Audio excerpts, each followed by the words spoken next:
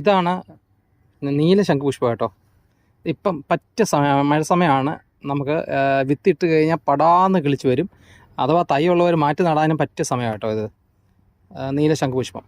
പക്ഷേ എല്ലാവരും വീട്ടിലുണ്ട്, പക്ഷേ എല്ലാവരും അങ്ങനെ വൃത്തിയായിട്ട് ഇത് പടർത്തത്തില്ല. നമ്മൾ നല്ലൊരു കമ്പി കുത്തിയിട്ടേ, ഞാനത് കാണിച്ചു തരാം. നല്ലൊരു കമ്പി കുത്തിയിട്ട് നമ്മളതിനെ പടർത്തി കിട്ടണം. ഭയങ്കര രസമായിരിക്കും കേട്ടോ. നല്ല വയലറ്റ് പൂക്കളായിട്ട് അടിപൊളിയായിട്ട് ചാണകപ്പൊടി എല്ലുപൊടി മാത്രം കൊടുത്താൽ മതി. നന്നായിട്ട് ഇരിക്കും. നല്ലതായിട്ട് പ്രൂൺ ചെയ്തൊക്കെ സൈഡൊക്കെ കട്ട് ചെയ്ത് വൃത്തിയാക്കി നമ്മൾ ഷേപ്പോട് നിർത്തി കഴിഞ്ഞാൽ നല്ല ഭംഗിയായിരിക്കും കേട്ടോ. പിന്നെ അങ്ങനെ ശല്യമുള്ള ചെടികളൊന്നുമല്ല, നല്ല രസമായിരിക്കും കാണാൻ. നല്ല നീല ശംഖുപുഷ്പം. ഈ ശംഖുപുഷ്പം ഇട്ട് തന്നെ നമുക്ക് പിന്നെ ചായയൊക്കെ കുടിക്കാം. ശംഖുപുഷ്പം, നീല ശംഖുപുഷ്പം പിന്നെ ചായ കുടിക്കാം. വേണമെങ്കിൽ ചോറിനകത്തിട്ട് നീല ചോറാക്കി എടുക്കാം.